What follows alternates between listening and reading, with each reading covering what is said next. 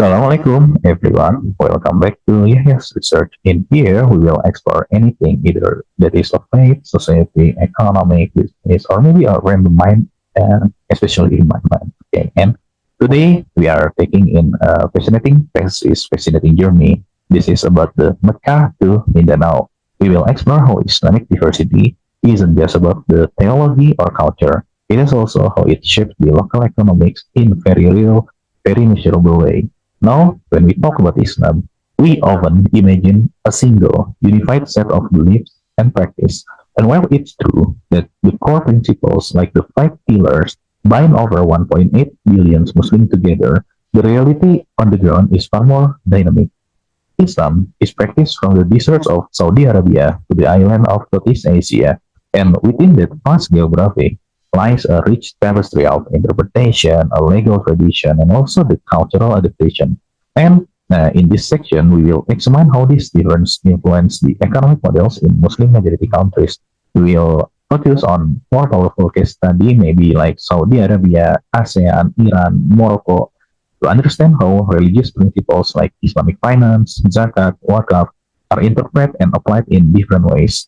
So, whether you are a student, curious observer, or just someone who enjoys deep diving into global system, I think this episode could be beneficial for you. So, let's begin with the foundational economic principle that root in Islam, guys. Okay, first up is the prohibition of interest, riba.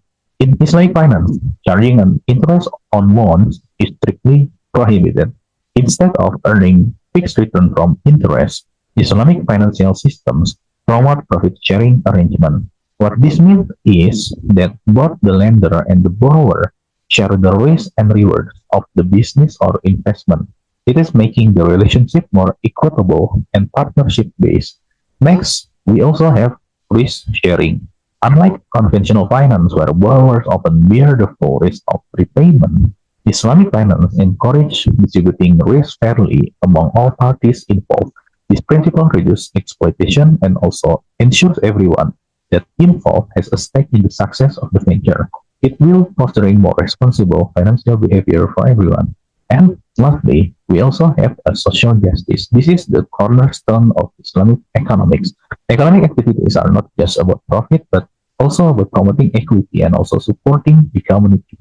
Tools like zakat, which is a form of almsgiving, and also wakaf, which are charitable endowments.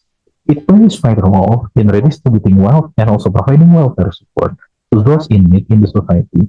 By combining these three together, the principle that create an economic system that prioritizes fairness, community welfare, and also shared prosperity, it is what influenced the economic from Mecca to Mindanao. Okay, everyone. Now, it is about the framework, the theoretical framework that guide us. At the heart of my research is something called the institutional approach. What this theoretical framework means? Okay, I think it's like this. Simply put, it's about understanding how both formal institutions like laws, banks, government bodies, also the informal one, such as cultural tradition, religious practice, and also community morals, it shapes the way the economic works. In the context of Islam, these institutions are heavily influenced by religious belief and cultural customs. But here is the interesting part. Islamic law or fiqh, it isn't one size that fits all, guys. There are different interpretations across various Islamic schools of thought known as mazhab. Because of this difference, the economic behavior and system around the world is variative widely from one region to another. Break it down simply. We start the core Islamic values. It's a principles like fairness, risk sharing, and also the social justice that we talked before. Then prove that we have a jurisprudence. These are the values that interpret differently depending on local scholars and traditions. Next, this interpretation shapes the institution, both formal one like Islamic bank or charitable endowments, and also the informal one like local community practice. Finally, these are becoming an institution that influence the economic outcomes we see on the ground, creating a distinct local economic models that reflect the unique blend between faith, culture, and law in each region, in each locals. Understanding this framework It will help us to understand why Islamic economies is never a monolithic. It's rather a vibrant mosaic that shapes different of belief and also matching the different cultural contexts. Okay, that's I think that should be our foundation to understand the next one. Okay, in this part, we will understand the methodology behind on our study on how Islamic universities shapes the local economies. To understand the big picture, it's easy. We can use a comparative study approach. We will focusing on four distinct countries, each representing different interpretation of Islamic law and economic practice. First, Saudi Arabia. Here, the economy is highly centralized, shaped strongly by Hanbali jurisprudence. The government plays a major role in Islamic finance, promoting a large-scale state-backed financial institution, and this approach can lead to a tightly integrated economic model where religious principles and governments align closely. Next, we have Indonesia, ASEAN, and maybe some of Philippines, the world's largest Muslim majority country and region. Indonesia adopts a much more pluralistic approach influenced by Shafi'i jurisprudence and enriched by vibrant Sufi tradition. The diversity in Indonesia will encourage a wide variety of Islamic microfinance initiatives that cater to local communities, especially when we talk about smaller business or underserved population. Then we can move into Iran, which has a Shia majority context. The economy here in Iran is deeply influenced by Waqf institution, a charitable endowments and bonayats, which are religious trusts that playing significant roles in social welfare and also economic activities. The institution in Iran is unique economic players. They are often controlling some key sectors like manufacturing and real estate. And last but not least, we talk about Morocco that could represent a system under Maliki jurisprudence. The Morocco have Islamic finance that growing but operates alongside the conventional banking.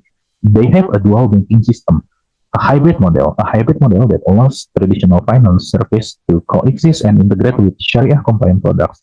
They are all regulated by the central bank to ensure stability and the compliance.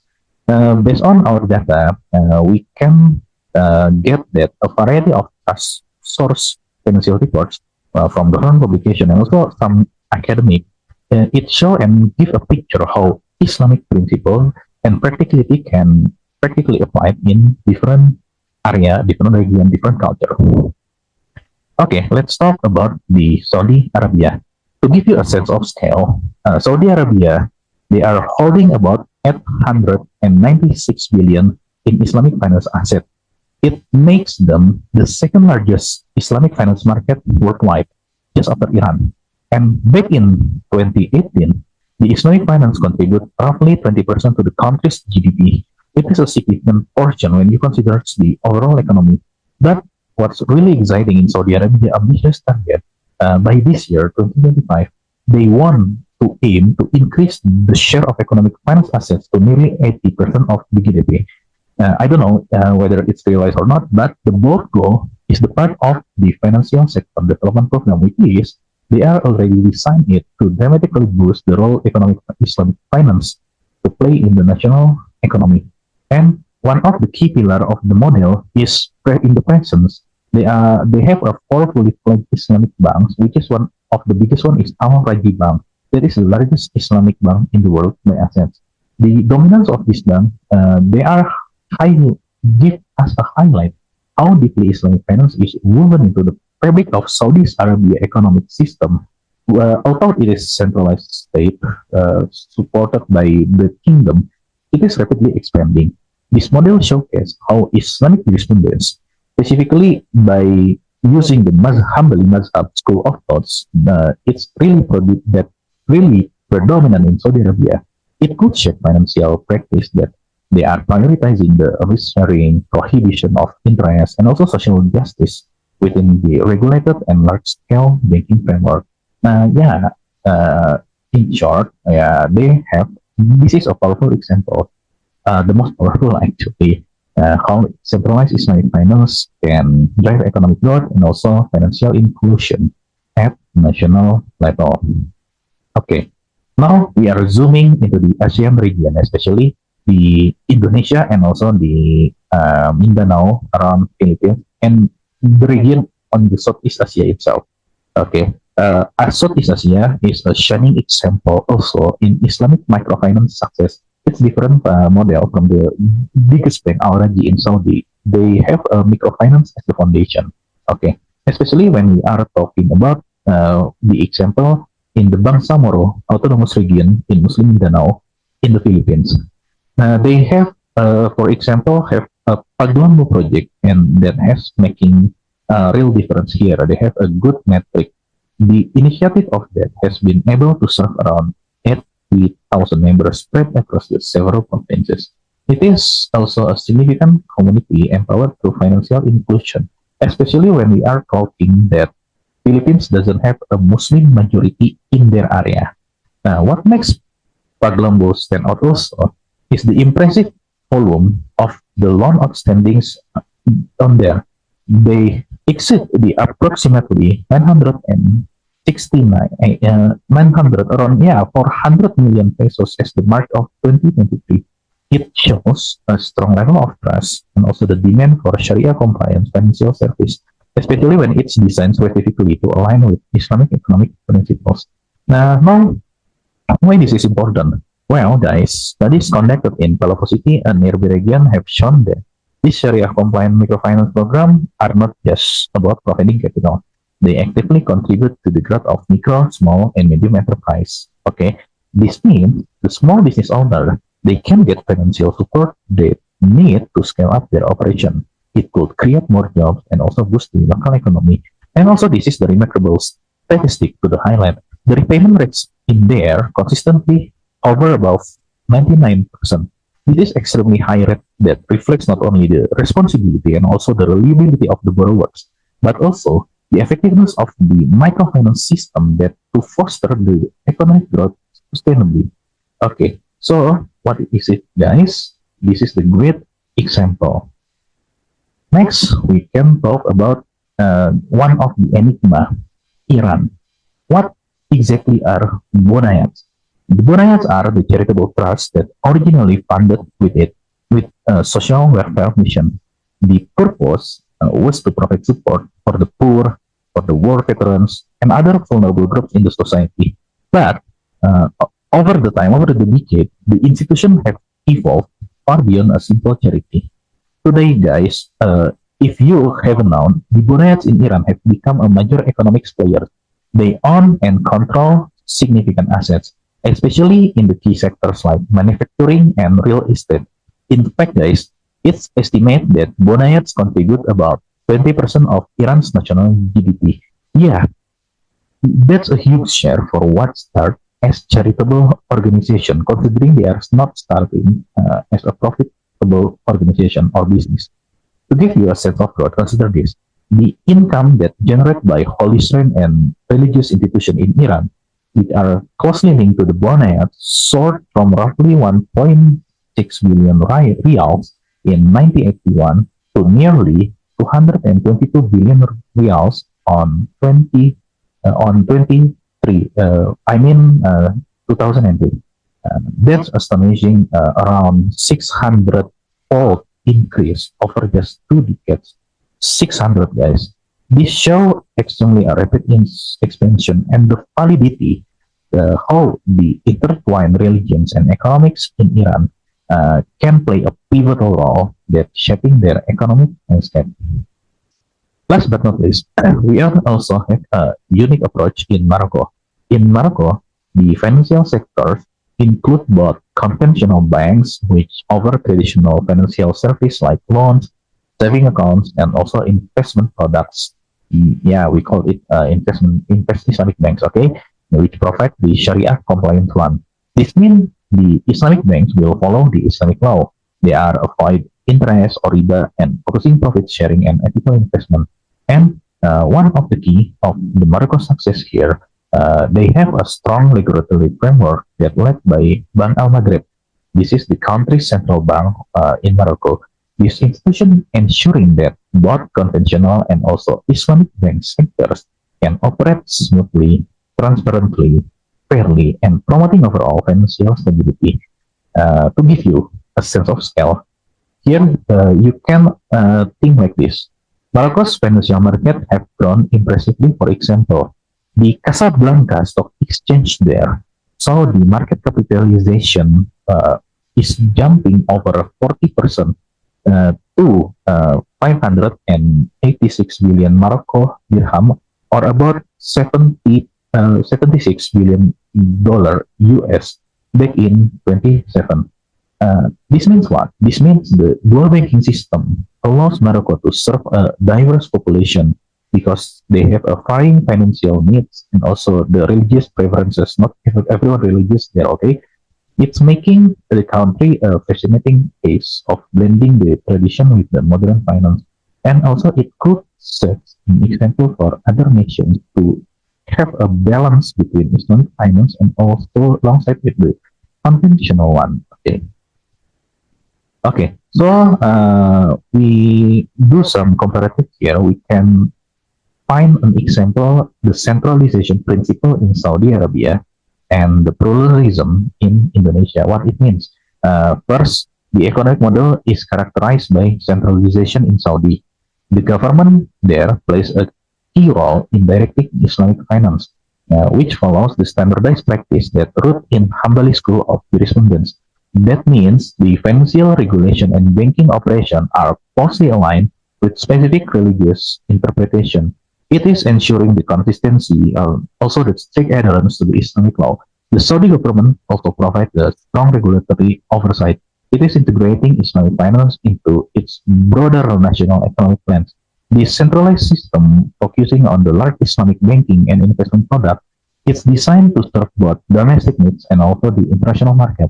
This approach has helped Saudi Arabia to build one of the world's largest Islamic finance sector. On the other hand, we have Indonesia. I came from Indonesia actually, which offer a striking contrast through the pluralistic economic approach. Indonesia embracing a diverse array of Islamic interpretation and really appreciate the local capital practice, especially when Indonesia influenced by Shafi'i school mind and also a rich Sufi tradition.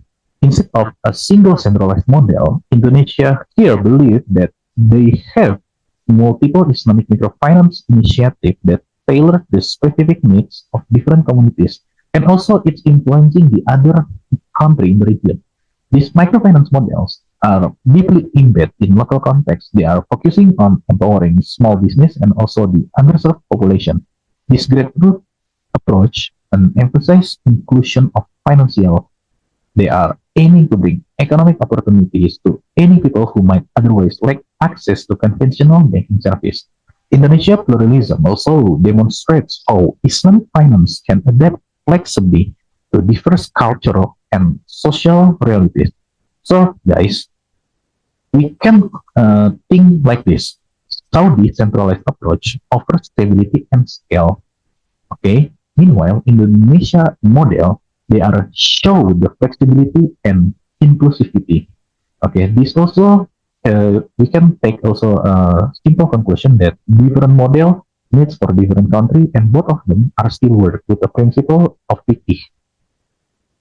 Next, we talk also about the institutional influence on economic structures. Why? Why? Because we need an institution to implement everything that we talked before. Okay, we are here have four key pillars: religious institutions, jurisprudence, interpretation, the financial organization, and also the market practice. The religious institution, it includes mosque, masjid, Islamic school, and also the charitable organization like zakat communities, wakaf endowments, and something like that. They don't just serve as spiritual needs, guys. They also actively shape economic norms by prompt values such as fairness, social justice, community support for the society. For instance, the institution often organize the collection and distribution of zakat. It's a mandatory almsgiving in Islam, which plays a vital role in wealth distribution and also poverty alleviation within Muslim societies. Next, after that, we also need a jurisprudence interpretation. It refers to how local scholars and also the legal tradition they can interpret the Islamic law or fiqh to tailor their needs. This interpretation determines which economic activities are permissible or prohibited. Since Islamic law isn't monolithic, scholars in different region or school of thought may have varying opinions. This influences everything from contract structures to different investment types, and it makes the economic landscape highly diverse, even within the Islam.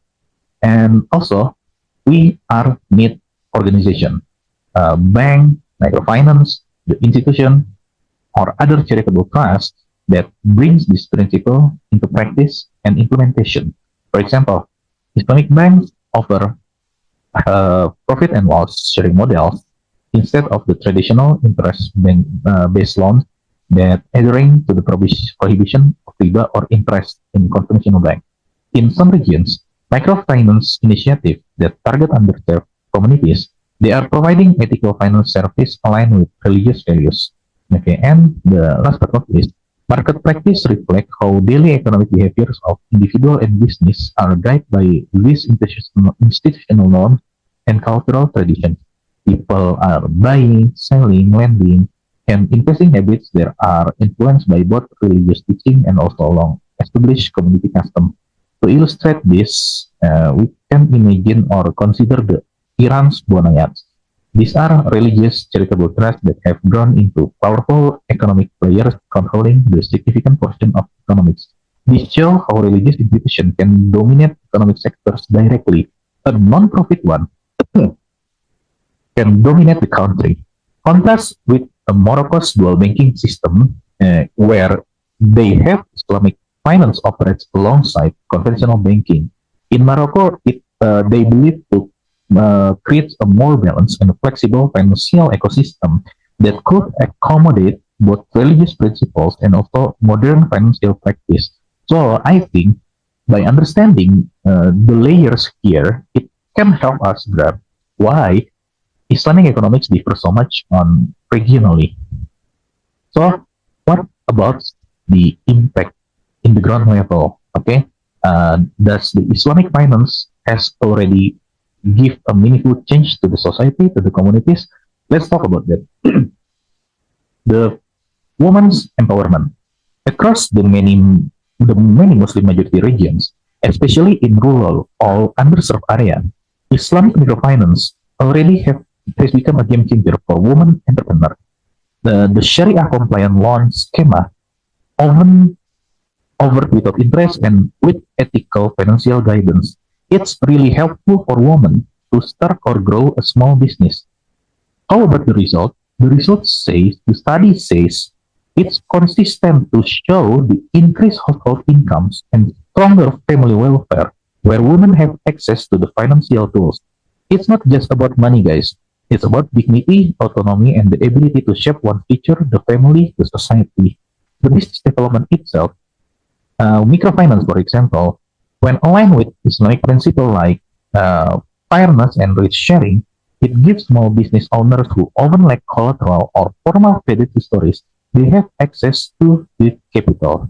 Whether it's a food stall in Jakarta, a steel startup in Kuala Lumpur, or a small farm cooperative in Central Java, the loans are the fueling the real growth.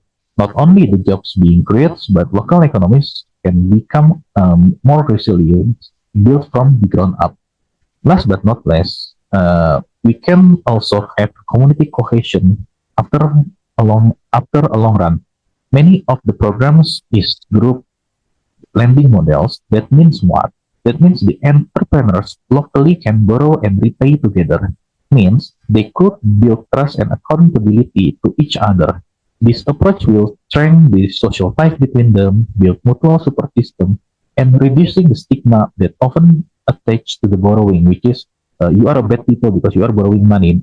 That's no more here if we can implement it well, especially with a microfinance schema. So we also need a policy. We know the good, but we still need the support from a policy from the country or big institution. Okay, first we need of course we need a support to a more pluralistic financial models, especially in Indonesia, Southeast Asia, that already practicing that. Islam is practiced over 50 countries, guys. each with its own blend of jurisprudence, tradition, and also they have local cultural expectation. So rather than focusing into a single mode, it's far more effective to develop diverse Islamic financial products that reflects the different interpretation and practice on each country. As an example, microfinance in Southeast Asia will look very different from Islamic banking in Morocco, but both of them are valid and impactful. By encouraging this kind of financial pluralism, we can ensure a broader inclusion, especially for each local communities that historically have been marginalized. The next is institutional transparency. The policymaker need to believe that religious economic institutions like Wakaf Foundation, Bonayat, and Zakat, they often play a central role in community welfare, but their impact is really good for the governance. Okay, because Islamic means transparency. That's why implement the robust oversight mechanism. It's essential. It's not just about to prevent mismanagement. It's also about to build trust and ensure this institution to remain true to the Islamic values while operating efficiently and also equitably, guys. And last but not least is financial inclusion. There are still millions of people across Muslim majority countries who remain unbanked, not because they don't want financial service, but because the conventional system never meet their ethical or cultural needs. In here, it is an opportunity that Islamic microfinance initiatives can enter, especially in the underserved and rural regions. They can reduce poverty, empowers entrepreneurs, especially women, and also fostering the long-term economic resilience. We have seen the example like this so many in Southeast Asia region, and let's look at all of them. So we should already understand that Islamic economics is not one size fits all model. Okay, it's built on the core religious principle like justice, free sharing, and the prohibition of interest. But how these values are practiced, it is what makes interesting. From Islamic centralized financial model in Arabia to Indonesia's or Southeast Asia vibrant ecosystem of community-based microfinance to Iran Bonayas or Morocco dual banking system, we see a beauty in this diversity. Each country adapts Islamic values to its own legal tradition, cultural context, and economic goals. And the real strength in economic is here. It's not static, it's dynamic, and it listens to the local needs. It also respects history and tradition, innovates, and also evolves. So, more than ever now, with growing global interest in ethical finance, Islamic economics has a real opportunity to lead this. So, before we talk too much, we need to do three things. Okay, first, we need to embrace the diversity. Next, we need to promote the transparency in institution, and the social justice need to be centered in everything we do. So, by doing all of that, Islamic economics should not only serve Muslim communities effectively, it also can offer a more powerful ethical alternatives to the entire global financial system. Whether you are a policymaker, a student, or people who just curious about faiths that shape the economy understanding on this local Islamic economics, it is the key to build a more inclusive and value-driven financial future. I hope you can get a benefit from watching this or hear this. Okay? Thanks for watching. Assalamualaikum.